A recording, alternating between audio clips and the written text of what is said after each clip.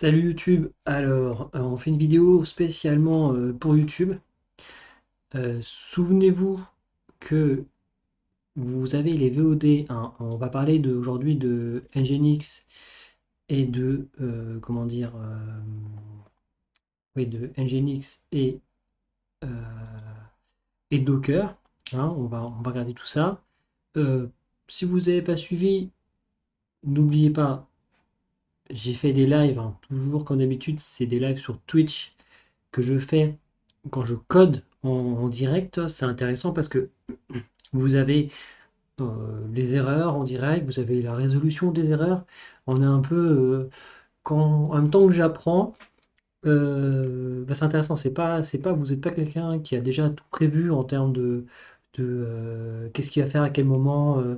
Tout va être fonctionnel obligatoirement parce que son objectif et comment il a déjà vu déjà fait l'exercice et il l'a donc corrigé avant de vous présenter en tutoriel. C'est des tutoriels intéressants, mais moi je trouve que ça manque de quelque chose, ça manque du fait que chaque projet est différent, donc vous aurez des erreurs et il faut les résoudre. Et en plus, quand on voit, je pense, les erreurs qui ont été faites et comment elles sont résolues, ça nous permet comment dire, de se dire, ok, bah en fait j'ai vu l'erreur, il est résolu comme ça, etc., etc. Donc, n'oubliez pas, quand vous allez ici, vous avez trois parties Docker et donc qui sont chapitrées. Donc l'avantage, c'est que vous n'avez pas besoin de, euh, de regarder les 2h19 de vidéo. J'ai essayé de chapitrer au mieux. Et c'est un endroit où c'est écrit blablabla, donc vous pouvez enlever cette partie si vous ne voulez pas regarder, parce que c'est vrai que peut-être que 2h19 c'est un peu long. En tous les cas, si on regarde ici,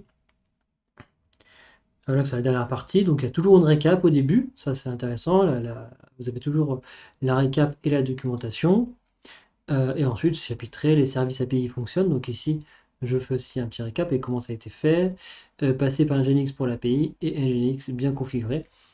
Donc vous avez, vous voyez, j'ai mis 1 heure pour faire ça. Je pense que si c'était un tutoriel et donc à refaire, je mettrais peut-être 15 minutes, peut-être une demi-heure pour le faire, parce que j'aurais déjà le code, mais est-ce que c'est intéressant? Personnellement, je ne crois pas. Donc n'hésitez pas à aller sur la chaîne YouTube pour, pour retrouver pour aller voir les vidéos. C'est par playlist, donc c'est toujours ici la playlist VOD, hein, pour le live Twitch.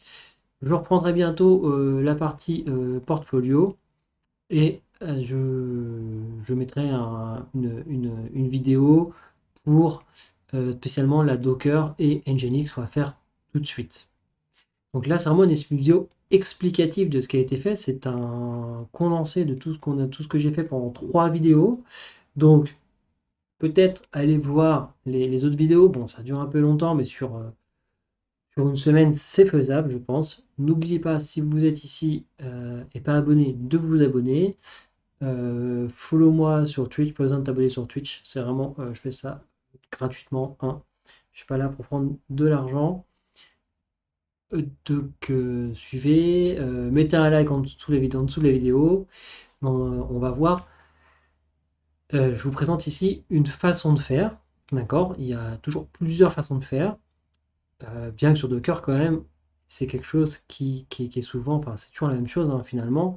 Mais donc, à quoi sert Docker? Ça va servir à créer un environnement qui va être réutilisable sur plusieurs hôtes, que ce soit sur un autre sur un autre ordinateur avec le même système d'exploitation, mais peut-être qu'il n'y a pas, par exemple ici j'utilise Node, mais peut-être que lui il a une version de Node, version 10 disons, et vous êtes en version 20, effectivement, il y aura une différence. Donc le fait de dockeriser l'environnement finalement de l'application et l'application en elle-même, va permettre de l'exporter sur un autre environnement, sur un autre hôte, donc que ce soit un serveur en ligne, hein, ou que ce soit sur un autre ordinateur, style Linux, OS, Windows. Voilà, je pense que j'ai vu tous les OS et il doit en avoir beaucoup plus. Alors, comment se constitue un Docker? Donc on commence toujours par version. Donc là, vous mettez votre version de Docker. Ok, ça c'est pour un Docker Compose.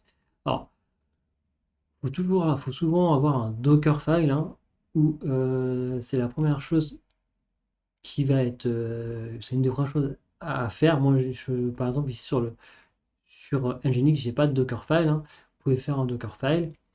Là, par exemple, directement sur Dockerfile, je lui dis d'aller chercher l'image Node, latest. Donc, c'est-à-dire que je prends la dernière image de Node. Ils pourront en avoir d'autres. Vous pouvez avoir peut-être, si vous avez un ancien projet qui tourne sur Node 12, il faudrait chercher Node version 12. On va voir tout de suite comment faire. Alors, où va-t-il chercher ces images? En fait, les images, il va les chercher directement sur Docker Hub. Et vous pouvez aussi, ça fait un peu comme du Git, comme du GitHub ou du GitLab. Vous pouvez vous mettre vos images créées, parce que vous pouvez créer vos propres images. Mais donc là, c'est ici qu'il va chercher ces images. Par exemple, ici, si je tape Node, je vais dire doc officiel. Donc là, j'ai la version de Node. Il y a Mongo Express ici. Donc là, c'est-à-dire que c'est une image de. Donc, forcément Node parce qu'il y a Express. Et Mongo dedans. Donc là, c'est une image avec Node, Express et Mongo qui est déjà tout intégré. Et là, vous avez la version de Node. Donc ensuite, vous avez voilà, plusieurs choses. Hein. Il y a 21, 21, il y a la 20, 21, etc. Vous pouvez choisir les différentes images, donc différentes versions de Node que Docker peut récupérer.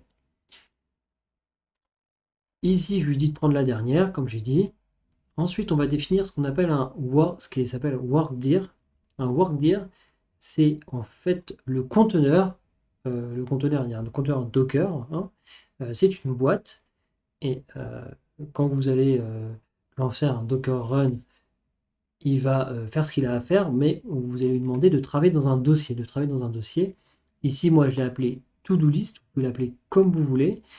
Mais donc là, on voit qu'il va faire à la racine un fichier qui s'appelle to-do list, un dossier qui s'appelle to-do list, et il va travailler dans ce dossier. Toutes les commandes en dessous seront effectuées dans ce dossier.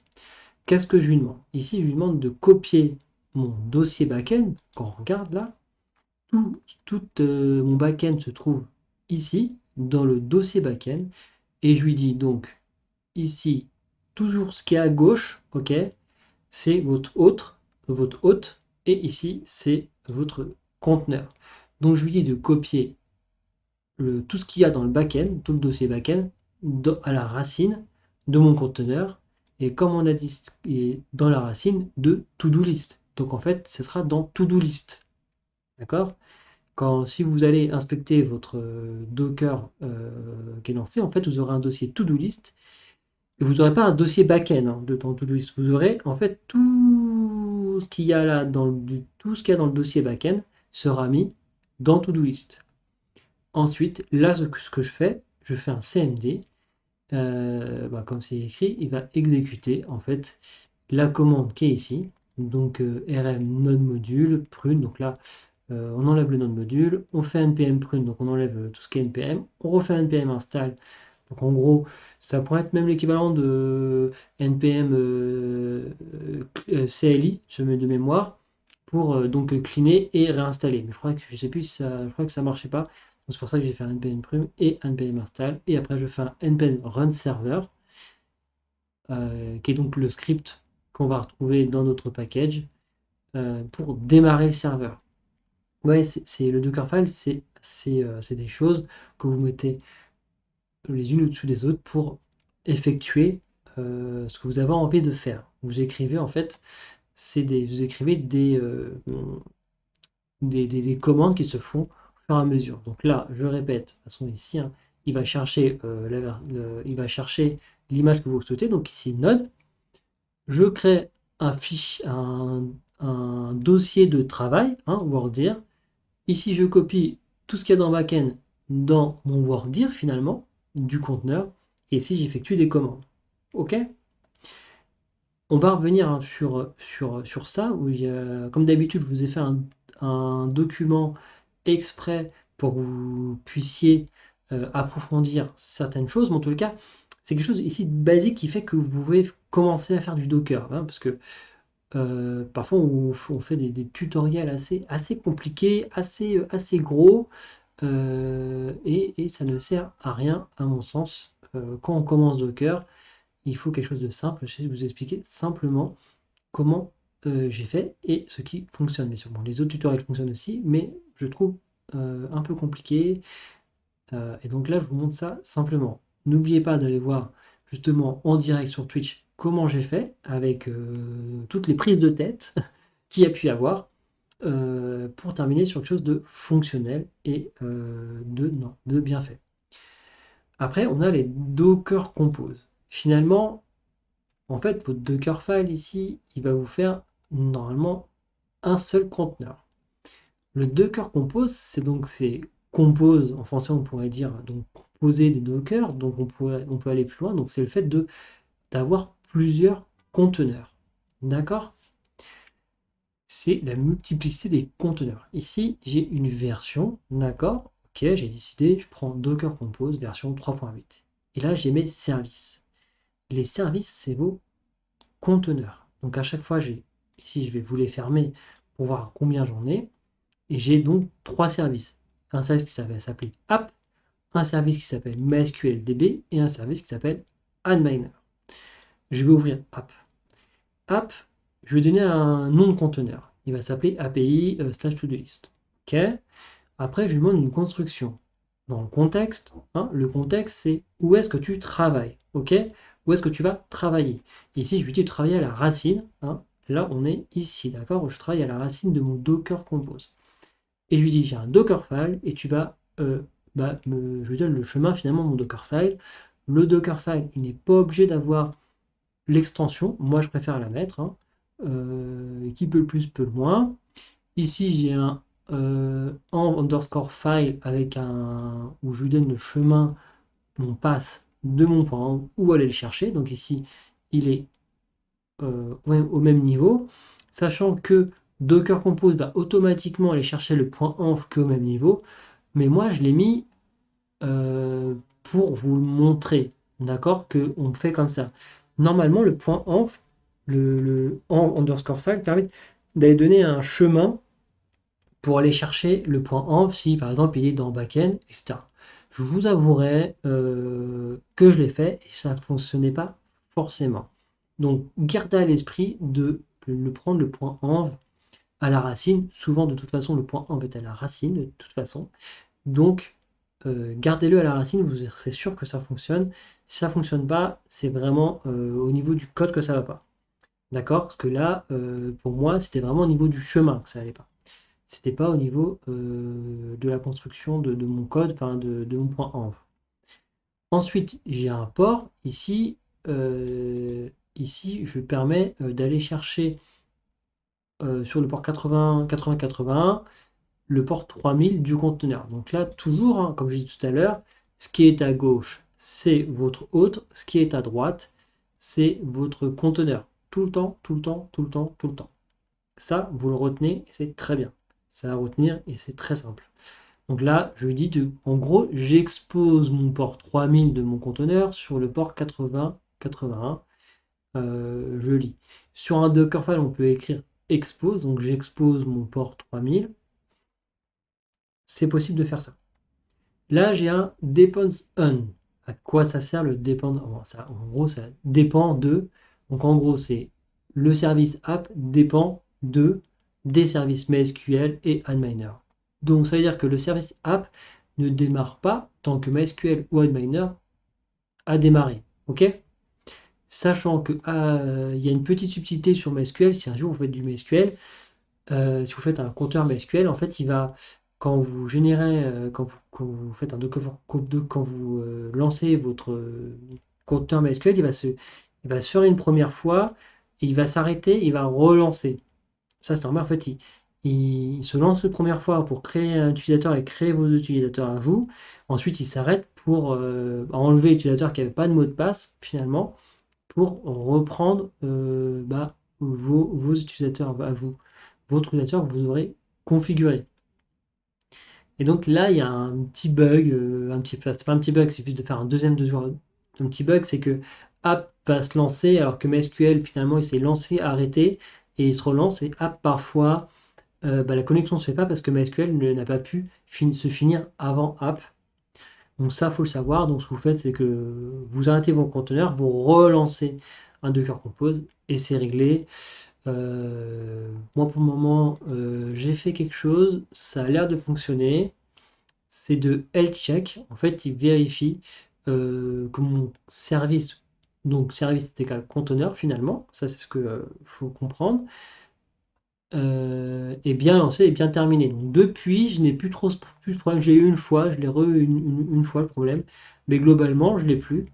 Depuis, j'ai fait ça. Le health check permet ça. Donc il teste, il fait une commande, MySQL admin, ping, c'est qu'en fait il va envoyer des données pour vérifier qu'il fait ses tests pour vérifier que ça fonctionne sur le local, parce que c'est en local, une intervalle, une timeout, un retries, combien de fois tu vas le refaire, de 10 secondes, un timeout de 5 secondes.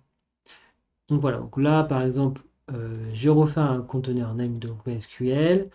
Là c'est une autre façon de faire, hein. Moi je vous montre plusieurs, j'essaie dès que je vois une autre façon de faire, je le note, comme ça vous avez tous les exemples, hein. Vous n'avez pas qu'un seul exemple, il y en a plusieurs façons, comme il y a plusieurs façons de faire, je le mets.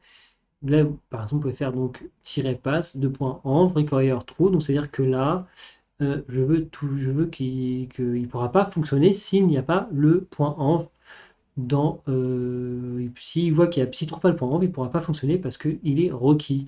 Effectivement, parce que ici, j'ai environnement qui est égal aux variables d'environnement et j'ai bien mes variables de mon .env.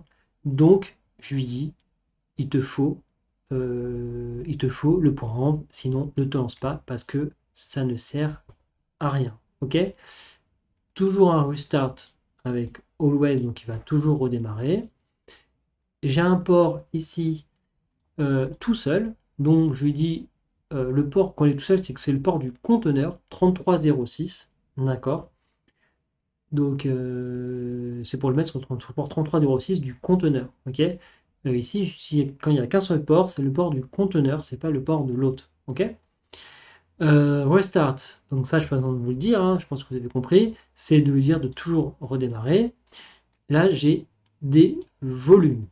Ok, c'est la création de volumes, ça permet, un volume ça permet de conserver les données. Ok, vous avez MySQL, il faut qu'il puisse conserver les données quand quelqu'un par exemple, là c'est une to-do list, donc il y a une création de compte utilisateur, donc il faut que le compte utilisateur soit persistant et grâce au volume on peut persister. Donc là on va voir le volume ici, volume DB, c'est le volume de l'hôte. Je le mets dans var/lib/mysql et ici je mets donc le volume en bas. Vous voyez, c'est à l'extérieur du service, donc c'est au même niveau. Attention, sur le fichier YAML, c'est l'indentation qui compte, donc il faut bien indenter pour écrire le code.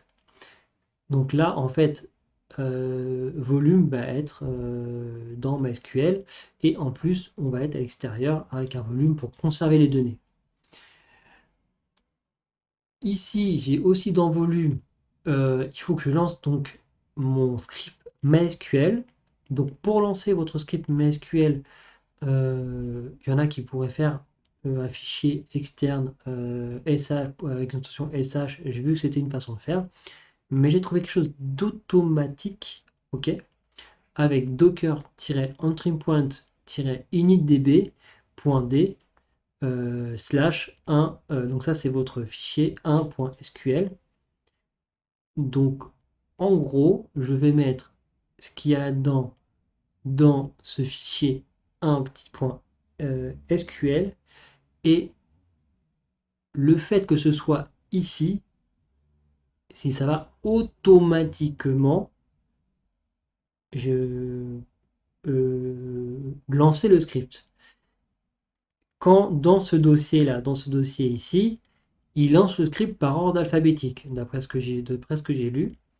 Donc, le fait qu'il y ait le 1.sql, en fait, ça va donner un ordre, et le S étant bien loin, bon là j'en ai qu'un seul. Dans tous les cas, ça va donner un ordre pour dire tu me lances en premièrement celui-là. Si vous faites 2 points à quelque chose, ça sera toujours le 1 qui s'en sera en premier. Ensuite, j'ai Antminer, mon système de gestion de base de données, très simplement.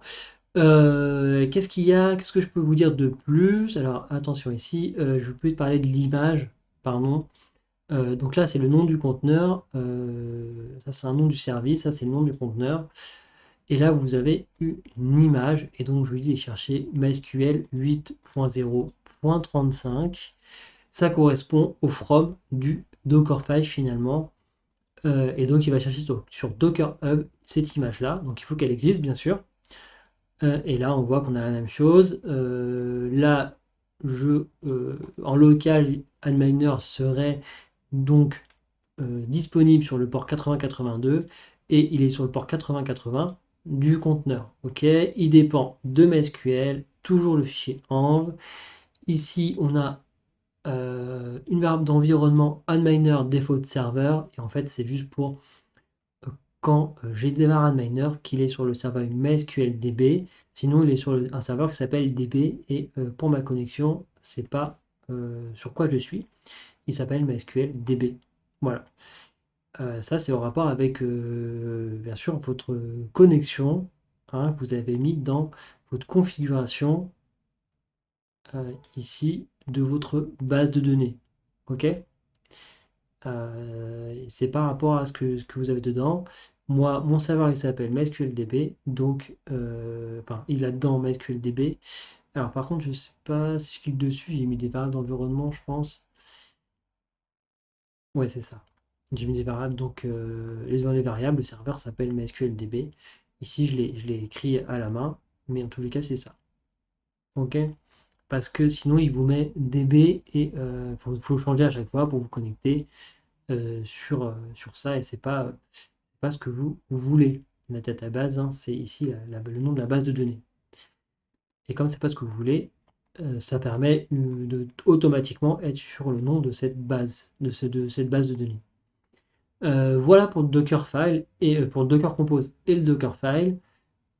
Pour ça, vous avez simplement besoin de faire un Docker Compose up pour lancer le Docker Compose et le Docker Run pour lancer le Dockerfile quand il n'y a pas de Docker Compose. Parce que au niveau du Docker Compose, ici, vous appelez le Dockerfile, donc il sera automatiquement lancé. Comme d'habitude, je vous ai fait un espèce de wiki de Docker avec des ressources hein, à chaque fois, le Dockerfile, un exemple, les commandes de l'exemple, d'accord. Et ici, comme j'ai trouvé un bon article, je vous les ai copiés, mais en tous les cas, je vous ai dit, hein, ces définitions du lien ci-dessous. Là, vous avez d'autres labels, enfin d'autres ouais, labels qui se trouvent, qu'on peut mettre dans un Dockerfile avec une définition de ce que ça fait. Vous avez un autre exemple ici, par l'exemple que je viens de vous présenter. Un très bon, c'est un très bon article sur Docker qui reprend ça et d'autres définitions pour ces commandes-là. Allez, bien sûr, regardez. Le Docker Compose, pareil, là j'ai une définition, j'ai un exemple concret. Moi j'aime bien vous donner un exemple concret et ensuite on le détaille. Vous faites, parce que je trouve que c'est plus facile à dire. Je vois entièrement comment c'est fait et ensuite je détaille. Parfois, on découpe et on pense que c'est des codes qui sont pas du tout au même endroit et finalement c'est des codes qui vont ensemble. J'ai vu un exemple récemment sur un truc avec React où au début on se dit mais attends, ça c'est un code, ça c'est un code, mais en fait le code A il est dans le code B et ça on le voit qu'à la fin et pas forcément en fait parfois on le voit qu'à la fin. Donc je préfère moi vous donner le code entièrement dès le début, vous avez le temps de le lire, etc.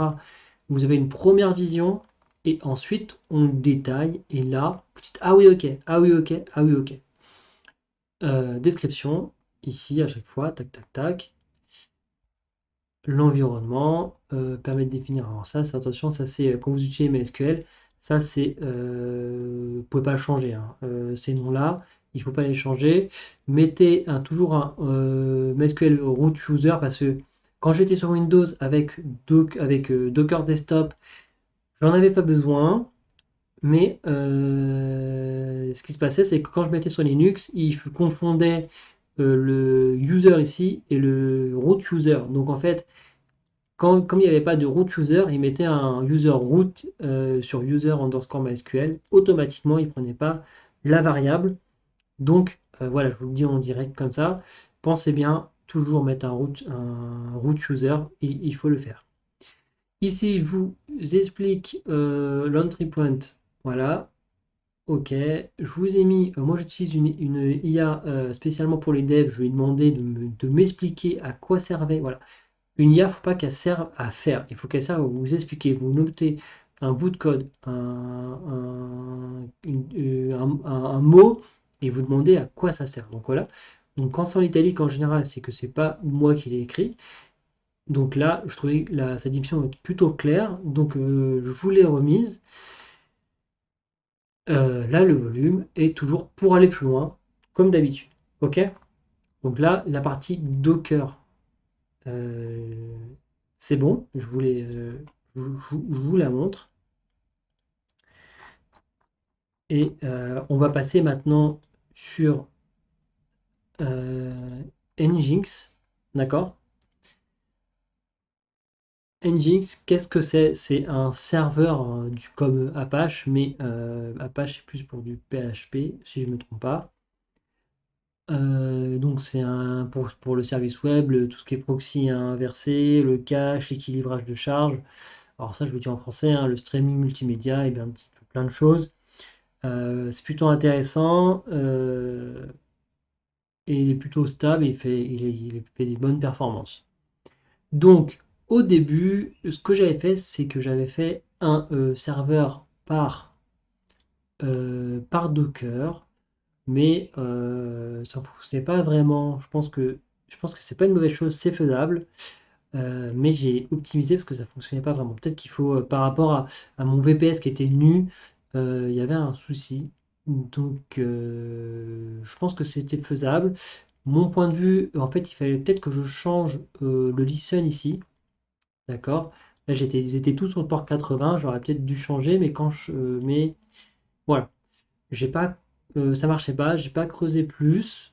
Donc, ce que j'ai fait ici, j'ai fait un serveur, on va dire un serveur master serveur, le maître de tout, et qui va rediriger vers mes différents noms de domaines et sous-domaines. Donc j'ai un serveur ici qui écoute sur le port 80.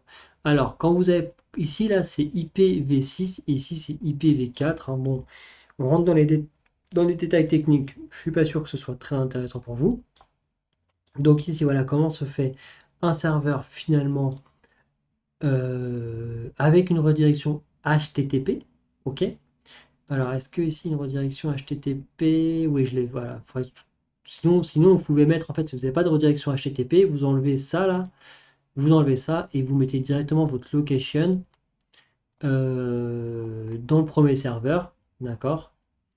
Et c'est tout. Ok? Et il ira chercher. Là, cette ligne-là va vous permettre de, comment dire, euh, l'HTTPS et de rediriger vos serveurs, enfin toutes les requêtes HTTPS là-dessus, dans requête HTTPS.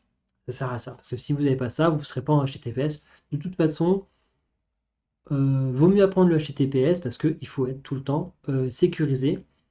Et ici, c'est le cas. Donc, je ne vais pas rentrer la mise en place d'un certificat de sécurité aujourd'hui, surtout que c'est à l'époque, c'était un ami à moi qui l'a fait. Et j'ai juste été rechercher les fichiers. Malheureusement, sur cette partie-là, je n'étais pas présent, mais tous les serveurs Nginx, c'est moi qui les ai fait entièrement. Donc là, je me concentre sur le serveur Nginx. Si j'ai besoin de refaire les certificats, je referai une vidéo dessus, déjà des live Twitch, pour que vous ayez vous voyez comment j'ai fait ça avec peut-être des erreurs, des résolutions d'erreurs, etc., qui sont moi beaucoup plus pense, euh,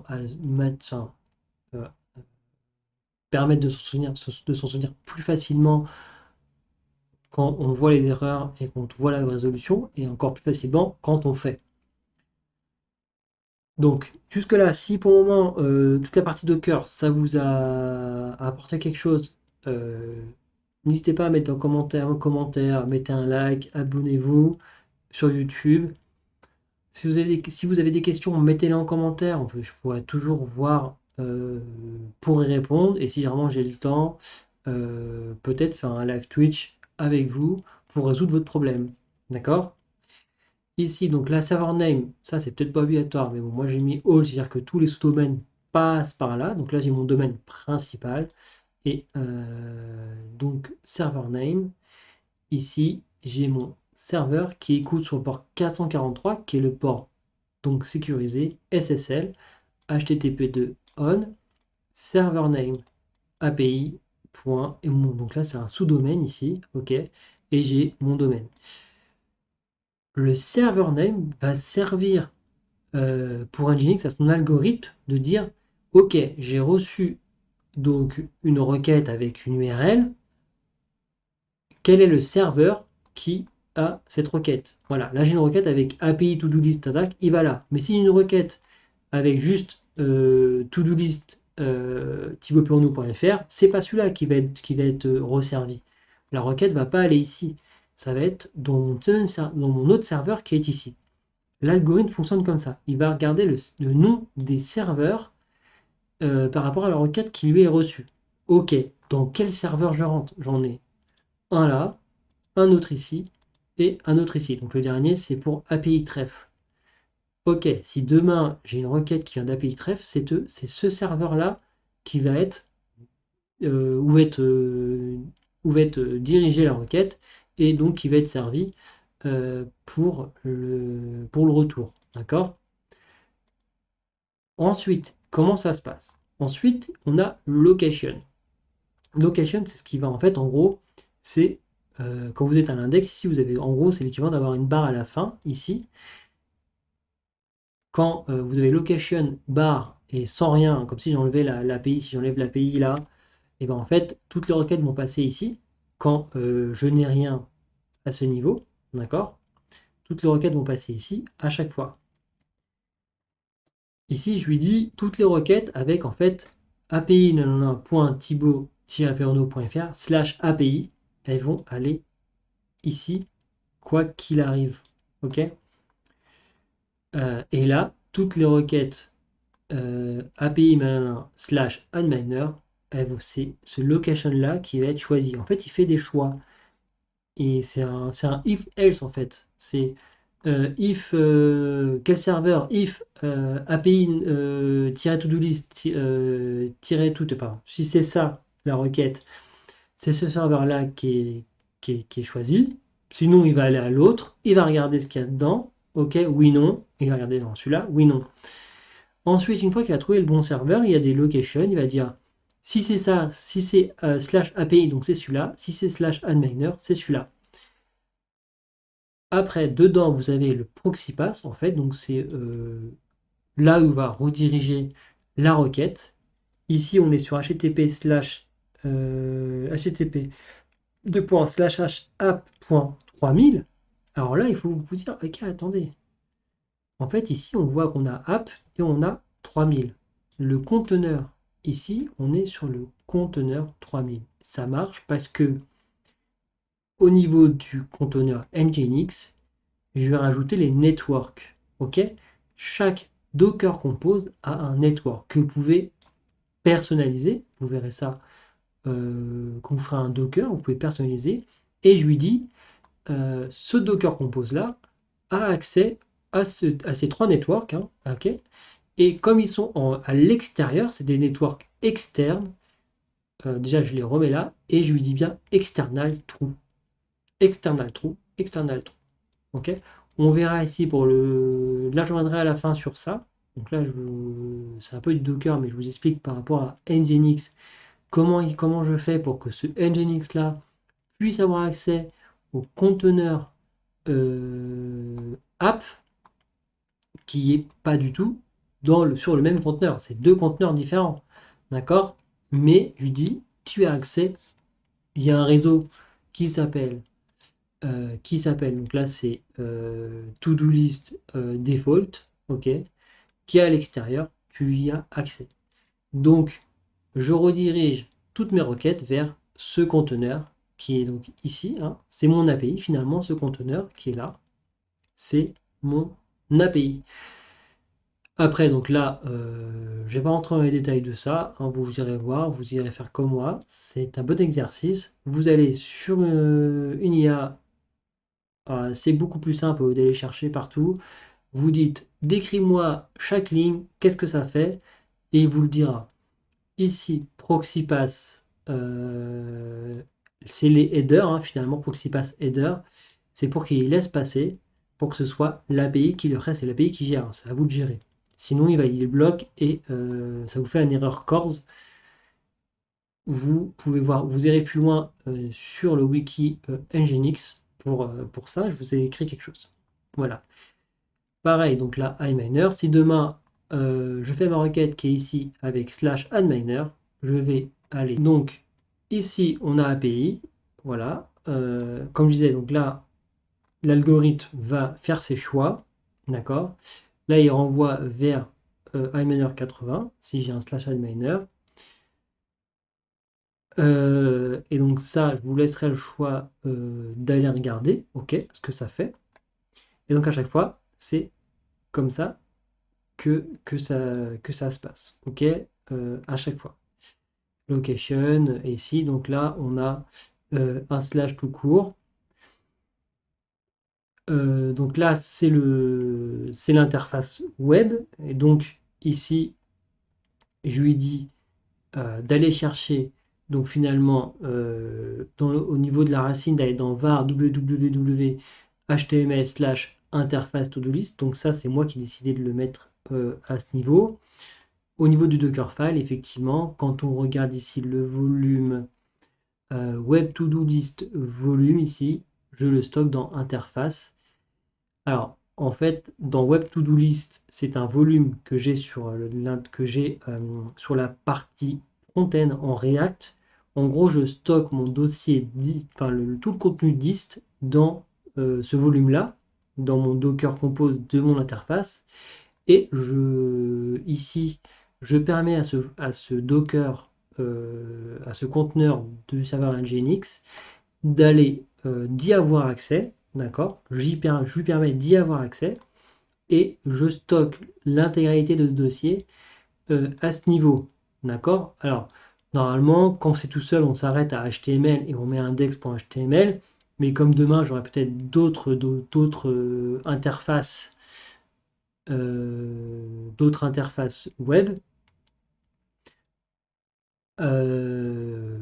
j'essaie de créer un dossier pour le mettre dedans parce que demain, si je sais pas, si je fais un autre volume, je mettrai interface, je sais pas, interface, si c'est un site de e-commerce, interface e-commerce de ce qu'on veut, et ben en fait, il y aura un nouveau volume et il ira chercher, il y aura accès et je ferai un nouveau serveur et je lui donnerai ici, au lieu de mettre interface to do, je mettrai interface e-commerce. Ensuite, là, je lui dirais d'aller chercher donc l'index.html parce que on sait que sur React ou sur Angular ou sur Vue, c'est le fichier index.html qui est créé et qui permet de faire tout, d'aller chercher le front-end. Voilà, donc ça, dessus sur Nginx, si vous faites quelque chose comme ça sera très bien et ça sera fonctionnel et ça sera, vous pourrez commencer à lancer votre site. Alors, comme d'habitude, vous pouvez aller plus loin, lisez ça après cette vidéo YouTube, lisez ça, je vous ai tout remis ici sans, comment dire, sans, sans commentaires, mais ensuite vous avez donc les commentaires ici, d'accord? Ici aussi, vous avez, pour comprendre l'algorithme, je vous disais comment il fait le choix tout à l'heure, hein. Tout à l'heure, je vous expliquais que le choix, c'était j'ai une requête avec tel nom de domaine OK, j'ai quel serveur qui a ce nom de domaine? Je choisis le serveur qui a le nom de domaine. Et ensuite, par rapport à la requête, la location, qu'est-ce que je veux ensuite? Eh ben, je choisis la location appropriée. Donc là, elle va bien vous l'expliquer, hein. Donc lisez bien sur Digital Ocean cet article. OK. Ensuite, j'ai la directive try file. Là, je vous ai remis aussi comment ça s'appelle, un exemple. Par exemple, là, j'ai to-do list sans rien après. Cette requête va aller chercher le fichier index. OK. Mais si je fais ça ici, il va chercher le fichier login. Donc là, on a un gros problème. Mais c'est dans le cas, on va chercher le fichier login.html si on n'a pas de location slash login. Sinon, il irait chercher la location slash login. Ici, là, il irait mettre slash login pour trouver le bon fichier. Mais comme ici, on est sur React, c'est une interface qui a été faite par React. En fait, ça serait pour faire une espèce de routing finalement. On pourrait faire un routing avec ça. Mais comme c'est React qui gère le routing, on ne veut pas que ça se fasse comme ça. Donc, on rajoute cette petite ligne-là là, qui permet, de dire, eh ben, quoi qu'il arrive, tu vas me chercher l'index.html. Là, je vous l'ai écrit ici. Ça, c'est pareil, c'est une IA qui me l'a bien retranscrit. Donc, lisez bien. Ça explique bien ce que ça fait. Donc, je vous laisserai le lire. Je ne vais pas plus le détailler que ça. Donc, je vous laisse le lire. D'accord? La documentation, non, c'est pas la documentation là, mais c'est un tutoriel, enfin une documentation, c'est pas l'officiel, mais en tout cas, allez-y. Euh, Là, je parle des headers pour éviter un poire cors. Donc, il faut mettre ça quand on est sur une API, ok, pour passer donc holo origin, holo méthode, holo headers et holo credential pour la permission des origines, des méthodes et des headers, d'accord. On le passe à notre API avec le proxy pass des headers. C'est toujours l'IA qui me l'a donné, donc je vous ai mis en italique et elle l'a bien détaillé. Donc je vous laisse le lire, très important. Et toujours pour aller plus loin, je vous ai mis quelques documentations. Donc là, on est sur la documentation Nginx. Là, c'est la page d'accueil. Là, il y a un tutoriel plutôt intéressant et une introduction. Je crois que c'est donc pour les développeurs, qui est en anglais, il me semble. En tous les cas, à la fin de cette vidéo, vous avez tout en main pour réussir à faire un serveur Nginx très simplement et très facilement. Bon, vous ne savez pas, mais je vous ai montré mes serveurs en ligne. Il y a eu un bug, à mon avis, peut-être qu'il y a trop de monde dessus et je vois qu'il y a un bug. Donc je vais aller regarder mes logs, mais je vous ai coupé cette partie parce que mon serveur a dû cracher. Je vais regarder ça. On se retrouve pour une nouvelle vidéo dans quelques temps. Je vous dis à très bientôt. Abonnez-vous, laissez un commentaire et merci beaucoup d'avoir été jusqu'à la fin. On se dit à très vite. Salut la compagnie.